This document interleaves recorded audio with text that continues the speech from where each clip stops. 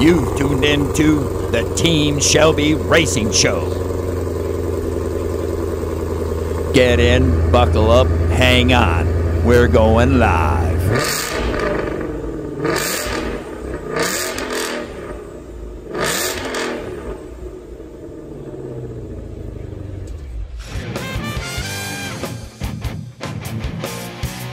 Join the Team Shelby Racing Crew as they bring you the inside scoop, track breakdowns, driver interviews, and exclusive Team Shelby Club news. All right, my name is John Wasileski. I'm here with Team Shelby Racing. I'm the media manager for Team Shelby Racing, and I'm here today with our special guest, Ernie Santana. Welcome, Ernie. Thanks for having me, John. Absolutely. My pleasure. Pleasure's all mine. I had the opportunity to meet Ernie earlier. Say that 10 times in a row. Tongue twister. Yeah, earlier this year upon his arrival of his beautiful 2019 Ford GT. And what a day that was. Oh my gosh, was it ever. Go ahead and reflect just a little bit. We'll talk about it a little bit because I've already got goosebumps. You know, it's the interesting thing about that day is that it was really a long time in the making, right? And I really, in order to analyze that day from my perspective, you have to go all the way back to when I was a kid, and that's where my passion, was born. And it really is as simple as saying that it was born out of playing with Hot Wheels and Matchbox cars. And that's how a lot of us boys, and I'm not going to limit it to just boys because my sister played with cars too. So. There you go. But majority of the boys, that's how it all started, Hot Wheels, Matchbox. And I know that you had one particular special Hot Wheel you told me about, yeah, Matchbox. That was, it's, I am a lucky man in many respects, but the most interesting thing, or the thing that I love about life is that you're enriched by having so many wonderful things, so many stories as you grow, right? And to be able to look back on them and say, that's an inflection point. That's when this started. This is where things changed. And, that's a wonderful thing to be able to reminisce about, right? So in 1968, my grandmother had an operation, right? And back then, kids weren't allowed to go into hospitals. But for some reason, they snuck me into the hospital, and that was before private rooms. So back then, you'd have one or two other people in your room, yeah, right? So I remember seeing my grandmother in a hospital gown in the hallway of the hospital, and we were kind of like sneaking in there, and she she talks to me for a few minutes, and then she gives me I guess she had a pocket on her, or maybe it was behind her back, but she gives me a little car. And it was the GT40, yes, right? And when I saw this car, I'm like, it was like, this is the most amazing, Hot Wheel I've ever seen, right? And that's where it started. It was, a love affair, basically, that I had with Ford ever since I was a child. So fast forward, when I was already, married, we had a Mustang in the family, and that led, to a Bronco too. And before you know it, I had a long list of F-150s and Mustangs, and it just grew. And before you know it, you look back and you say, wait a minute, I'm a Ford guy. You're right. I love all kinds of cars, but Ford is the foundation of where everything was built. I get that. I grew up in Detroit, so it's very hard for me because Detroit was divided, literally. There's the Ford side of town, there's the Chrysler side of town, and there's the GM side of town. So you could pretty much tell where you were at by the neighborhood you drove through, you know. So and people are, if you've known some people from Detroit area, they're very dedicated, like you said, to their brand of vehicle, and they don't stray. So although I would say, you know, I love Chevys, I'm like you. Horsepower, it doesn't matter. It's styling, it's ingenuity, it's technology, it's all those things. I every time I talk about it, I tell people it could be a baby buggy, right, with horsepower. I'll be there if it's competitive. And it doesn't necessarily have to be competitive, because the auto shows, like the custom auto shows, are a great passion to me too. And some of those cars are never 0 miles, you know, just trailering them on and off.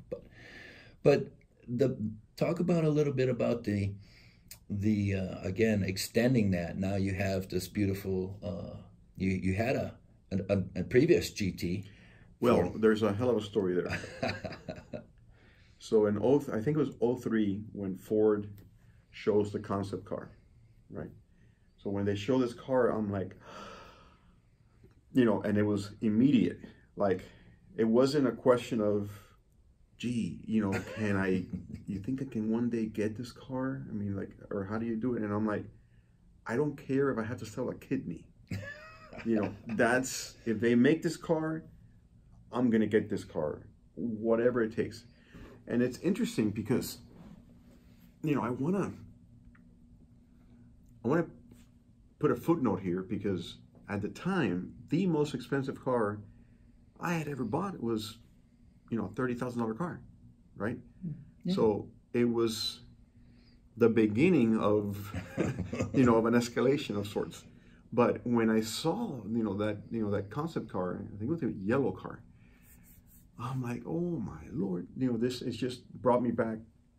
I probably hadn't thought of the GT40 my grandmother gave me for, what was it at the time?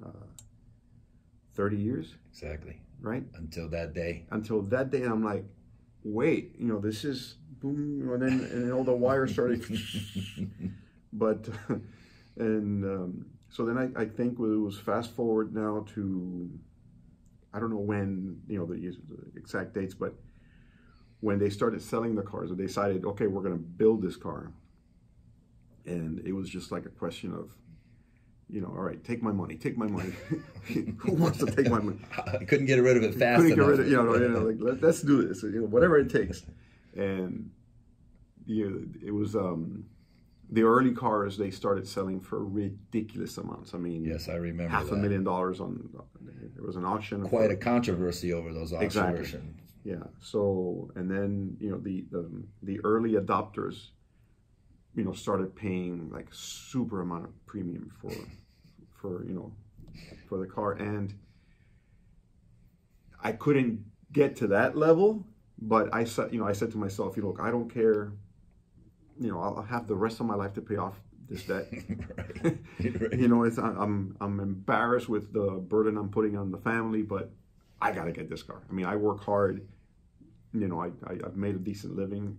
This car and me, we definitely had to happen. So I think it was just a couple of months after the delivery started, and I had been tracking a website called FordGTPrices.com. Okay.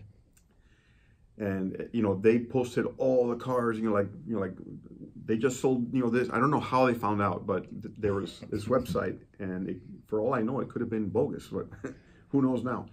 But you would see the prices, and they started coming down, right? And now they were within, you know, reach. So I found this one dealer in Broward County that had two cars, a blue and a white. But I didn't know about the two cars. I just knew they had a Ford GT. So I went over there, and I walk in, and you know, they were just basically the two cars that I really, really wanted. I didn't want a red one for some reason. I wanted the white and with the blue stripes, or the blue with the white stripes. Yeah. And I'm looking at these two cars and start negotiating with the salesman. And at the time, that dealership was owned by a bigger corporate parent, and the CEO of the organization was there. He came by as we were talking about the car, and he asked the salesman, well, what did he think about driving the car? And the salesman said, Well, he hasn't driven because we don't let anybody drive the cars. And the CEO looked at him and said, you know, how do you expect somebody to pay this amount of money and not enjoy this car for a test drive? What's wrong with you? And the guy said, well, I'll take him out. and I couldn't believe that I was going to be able to drive that car. Well, John, I got to tell you, the second we turned on that car, I knew that it was just a question of how bad am I going to get hit here? Because there was no doubt I loved that car. And it's interesting to look at it from the point of view of, you know, like, let's just say, you know, the sound of that engine turning, right? Yeah. It was kind of muted. Looking back now, Yeah. right? Because the first thing I did to the car was put a Ford Racing Performance exhaust on it. And the sound went from muted to, oh my God. I'm even in more love. Yeah, right? Exactly. So it was really interesting. But the second that car turned on, it was just like, oh, listen to that V8. And we took it out, and it has no nannies on it. Right? The only thing that car has is ABS. Wow. And that's it. Right? So it took a lot, you know, of effort from a lot of people to learn how to drive this car. You know, and I remember a couple of times early on, those Eagle Goodyears, they weren't very good. Those tires, they were right. severely compromised, but I didn't know any better. So I just rode, you know, the Eagles for 2 changes. It was about 5,000 miles on the first set and another 2,000 miles before I said, that's it. You know, everybody's going to Bridgestones, I'm going to Bridgestones. But I want to go back to that point because on that test drive, I kind of cooked the corner a little bit, right? It wasn't my car. Sure. So I wanted to, you know, like, see it, yeah. And that back end just went out just far enough to, you know, to make life interesting. And I'm like, oh man, this is so special. And we came back to the dealership. I said my goodbyes. We'll talk about it, and I think we consummated the deal over the phone the next day. Wow. So it was amazing. And then the other interesting part came after delivery, because I think I put 5,000 miles on it that first year. Holy smokes. Yeah, I drove it as much as I could. Everywhere you went in that car, it was, you know, a car show. Yeah. One day I had paparazzi follow me around, and it's not like today where, you know, cell phones would. Yeah, start. It was an actual guy, you know, big throwing camera, yeah. And then the flash would, you know, like, and then they, you know, everybody expected, oh, there's got to be some movie star. Of course, yeah, rock star. You know, or a rock, yeah. you know, somebody is famous, and they were obviously very disappointed that I wasn't. But nonetheless, it was kind of like a traumatic experience for me, because I'm a very low-key kind of guy. And then all of a sudden, boom, you're like thrown in the spotlight. And I'm like, wait, I didn't want any of this. This is not, you know, it's kind of weird. I bet it is, because, you know, I seen a little bit of that at the Gold Rush Rally. You know, you know, we probably could have solved the United States deficit in the parking lot there that day in the cars. But your car was, you know, again, took the center of attention, and even got a little free decals there for. Oh my goodness! You know, actually, they never actually saw the decals, but I heard that before you know it, there were like a dozen decals on the car. When I seen it, I was like, I ran over there and I had it on live. I was like, Ernie's got to see this, you know. I mean, you know, it was kind of harmless, but still, yeah, you know, it was harmless. But it's all in fun. But you know, that event, and I was kind of, you know, interviewing a few people there, and it's just the camaraderie of everybody that has these cars. It's the passion. That's the common denominator. It doesn't matter about where you come from or what you do for a living. It's about sharing the passion that you have for the cars. Lamborghinis. I mean, there was that Mercedes GTR that's supposedly one of 8. Yeah. You know, what a pleasure it was to see something like that out of other than in a catalog or on the internet. You know. Yeah. You know, you bring up an interesting point. Before you really get you know, before you immerse yourself in the supercar scene, you have stereotypes, you know, and you think, oh, these high and mighty, you know, big time rollers they're not my kind of guy. You know, I don't think I fit in with these people. And you know, like, so you have this boundary, Mm-hmm. you know, and then before you know it, you go there because you want to talk about cars and see cars, and before you know it, you're like, man, this guy is as passionate as I am about his brand or his car or his model, and that's all it was, right? Yes. It wasn't, you know, nobody's trying to steal your money. No. You know, there's nobody's trying to be, you know, one off you. You know, there's respect on both sides. Yeah. And it's for me, I take it, you know, very, you know, very personally, because I have, before there was a thing about being a brand ambassador, before there was it was important for you to, you know, show the enthusiast about your GT or this and that. I was doing that. I was the, you know, like the first guy in Miami to get a GT, right?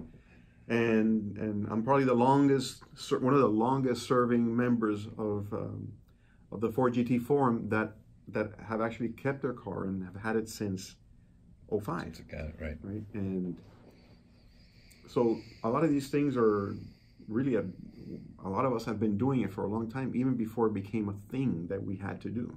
Right.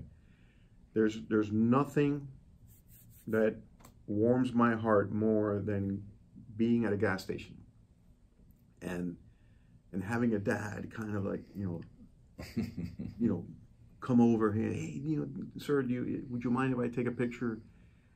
You know, and you know, so they'll come over and say, you know, can I show my son your car? And I'm like, of course, come on over. And then, you know, you invite them. A lot of times, most of the times, I invite them to sit inside the car. I was going to say, I've witnessed that. Yeah. Yes, I've witnessed that. And if you ever have a chance, whenever we're somewhere, look at the kids' faces. Yeah. They go bonkers. It's like, you know, how is this man letting me do this, right? Right. You know, that he's got some ulterior motive. Right, exactly. And no, I'm not selling him anything. I'm not, you know, trying to do anything. But it's he's putting that spark in their brain. Yes, that's exactly what I'm doing. Exactly. You know, because well, it's funny because that night at Town and Kitchen that night, there was a young man, family sitting there having dinner, and you were on your way out. You were getting ready to leave, and they were having birthday dinner with their son that night. That's right. And somehow they initiated the conversation, and again, you let that young man sit in the car, and again, his face just lit up, and he was smiling, and I told Dad, I said, now you can look forward to what he wants next year for his birthday. There you go. So, you know, maybe that little boy, you know, won't turn out to be a car enthusiast. Maybe he will. But what I'm hoping for is that he remembers that point where he sat in a supercar for the first time. I'll remember it. I know that, you know, and I remember it for multiple reasons, and that's why we're doing this interview, because of it's the infectious passion, I call it. And I posted a picture of him after he drove his car officially first time, like he wanted to, on the Homestead racetrack this weekend. Talk a little bit about that. My gosh, it you know, there's it's really, you know, how do I say this? I'm kind of at a loss for words, which isn't very common with me. But I've never tracked a vehicle before. There's this fear, right, of losing your investment, of not being protected, because if you ever have a problem on a track, if you don't have track insurance, your regular insurance won't cover you. Oh yeah, no. So, you know, I haven't overcome that hurdle until that day. And I didn't have insurance on that day. Oh, Lord. Yeah, which is very scary, because I thought I was going to be able to buy it there. Right. And it turned out to be well. not possible. But anyway, going back to that, this car has been built as a track car. And where they homologated it, you know, for road use. Exactly. Right. But deep down in the heart of that car, it's a race car. So I've been babying it for about 1,000 and change miles, and it was important to me to be able to talk about it from an intelligent point of view, not just be a homer, right? And so it was like this desire, this thing was pulling me. That track was pulling me, even though I didn't know what day it was, but that was going to happen. Said you're coming. I have to do this. But so then you have the issue of skill. I'm not skilled to to do this, and then that's where Bob came in. Bob Correct. took me a couple of laps, and he showed me the what the reality was. When you have a classroom session and they tell you things, but it's quite another story altogether to actually do it. So it was such an amazing rush of emotion when you're understanding for the first time, truly understanding, Yes. right, what this car does and how it composes itself and how it makes a rookie feel like like a Superman, like a pro, like exactly, a pro, yeah. And it is just everything came to me, right? It was a rush of emotion. It was just exhilaration. It was adrenaline. But at the same time, I got off the car and I'm like, now I get it. Now I understand what Raj Nair was talking about, what Hamadi was talking about, what Chris Fenson was talking about. All these people that collaborated to make this amazing road car, slash Into what race it car. is, sir, yeah. And that's where it all came, it came out, and it was just like a humongous smile on my face. It was, and I was very glad to be in that spot when you came off. I got a couple clips which I posted last night of that car, boogieing down the front straightaway. It's something to see. So I'm sure the same smile was on your face as you were going down the straightaway. It was just something, man. I think I took it at 140. That's awesome. I was, as you know, I told you I had to ride, got the privilege to ride in Blake's 2017 at Daytona last year. Hit the 160 club down the back straightaway. And he was doing it with no problem. I think we were 163 or whatever. Everybody was getting to right around 160, and it was, with ease, because he wasn't driving it like it was its potential. Yeah. But highly impressed with that car as a track car, because I would have never dreamed that I would have got to ride in one in the street application, let alone to be offered a ride at Daytona. We've invited you, and I know you've accepted the invite, so I'm sure you're looking forward to that day. Oh gosh, am I ever? I'm making plans to get myself a helmet. I'm sure you already saw that the car has a racing harness now. Yes, you've added that, and the new logo. We'll talk about that in a minute too. Yeah. So we're going forward, with plans to be ready by December. I'm hoping to have a few other track sessions, under my belt before then. But I hear that Daytona is a wonderful track to be able to, to take it to, the next level. It has a little bit of everything, because even like in the beginners classes, you can. There was a young man out there who had a 4-door Pontiac G8 with street tags from Illinois. And he would take all his stuff out when he got there in the morning, and he would drive it. And, there was a stock Mustang there. There was, GT4 cars there. There was a open-wheel Indy car there that somebody had bought off of the old Ray Hall team. So you had a variety of all the different classes. And that's what's the beauty about this event that we have, is that you don't have to be a pro driver. You don't have to be anything. You could just show up with your daily driver for one day and get your sessions in, and you don't even have to drive it like a race car. You could just come out there and drive it in the beginner sessions and just get to know your car and get to know how it the weight transfers, how it corners a little better without the traffic and without the ridiculousness of what we deal with, especially here in Miami on the streets. But and that's kind of what we want to embrace the whole racing community with Team Shelby Racing is that you don't have to have a Shelby. Yeah. It's everything. We just want to share the passion of what we do and the cars that we have. Well, I'll tell you, I feel like an evangelist now. I want other people that have similar interests, like mine, and are concerned with, well, I don't know if I'm good enough to do that. I don't know if my car is good enough to do that. I don't know if, I feel like spreading this message to others and say, hey, you've got to try this because it is awesome. Take it from me. It's amazing. It's not about the car. It's about the experience. Yep. It's about, the enjoyment, right? And especially doing something for the first time. Yep. There's always a rush of that, because if you like it, guess what? You'll be back. You're hooked. Exactly. I left there and I have a buddy in Austin and I said to him, I swallowed the hook, the line, and the sinker. So I know ECS is having another event the 31st of August. I've got my schedule booked. Hopefully my work schedule doesn't get in the way again. But any plans to go back out there? Is that not soon? that day.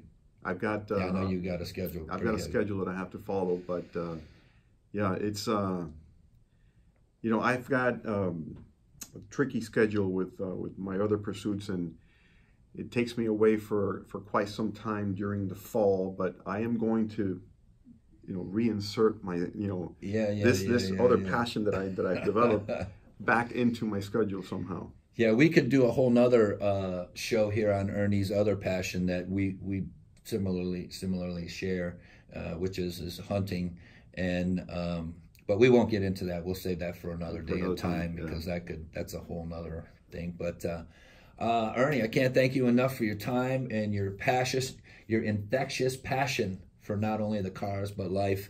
Every time I'm around you, every time I see your smile, I get that same feeling, and that's what we want to convey to others. It's not about the cars. He said it right, hit it right on the money. It's about the passion from the people who own those cars. It is. Forget the stereotypes. Forget the stigma. Just to see and feel the people for who they really are, and they're just passionate people who enjoy life the same way as you, but just a little bit faster. Or different color. Different color, exactly. Ernie? I appreciate you coming over. Absolutely. Thank you, sir. What a fun time we've had. Thank you so much. Thank you. Thanks for tuning in to the Team Shelby Racing Show. Be sure to follow us on Facebook, Instagram, and YouTube. Also, check us out on the web at www.teamshelbyracing.net for all our current events and track dates.